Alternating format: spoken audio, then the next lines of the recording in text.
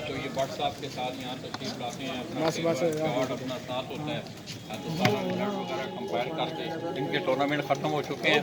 और इस दफ़ा गुजरांवाला की 5 जो ग्रुप हैं उन्होंने भी बड़ा शानदार जो है एक मुजाहरा किया है, जिस पर मैं उन्हें खराजी तहसीन पेश करूँगा कि उन्होंने दोनों फार्मेट के जो टूर्नामेंट थे, जितनी भी एंट्री फीसेस थी, उन तमाम एंट्री फीसों को उन्होंने इनामात में तकसीम किया है।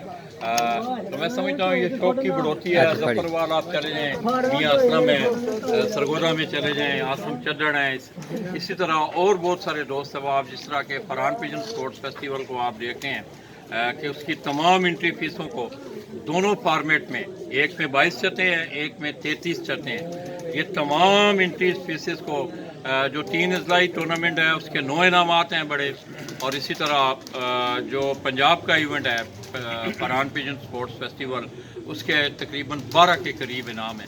इसके अलावा इंतज़ामिया ने बाउ नासर और खलीफा नोमी जोड़ा ने अपनी गिरा से 2-2 लाख रुपए दोनों फार्मेट में, एक उन्होंने 10,000 रुपये डेली की बेस्ट एवरेज और इसी तरह एक सुपर परवाज ऑफ टूर्नामेंट, ये 2 इनाम उन्होंने रखे हैं।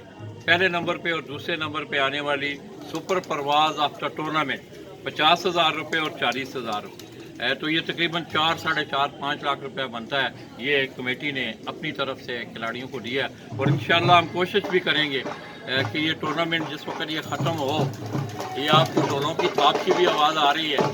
ये पंजाब की एक सकाफत है दोस्तों कि ईद की खुशी में लोग जो है वो ढोल बजाते हैं। ये ढोलों वाले मेरे ख्याल में आ रहे हैं।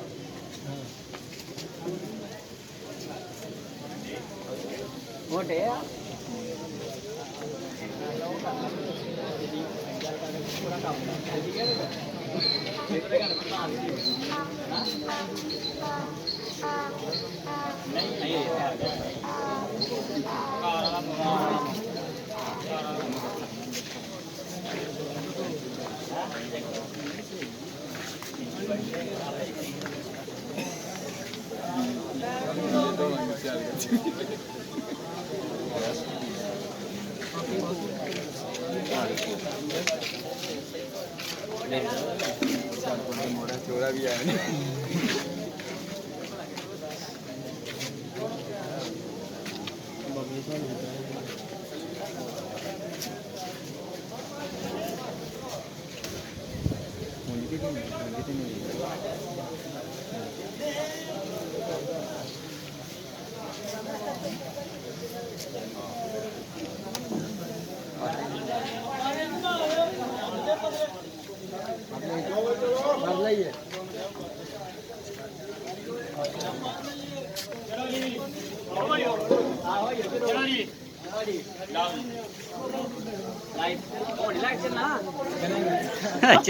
चलाने नहीं यार ये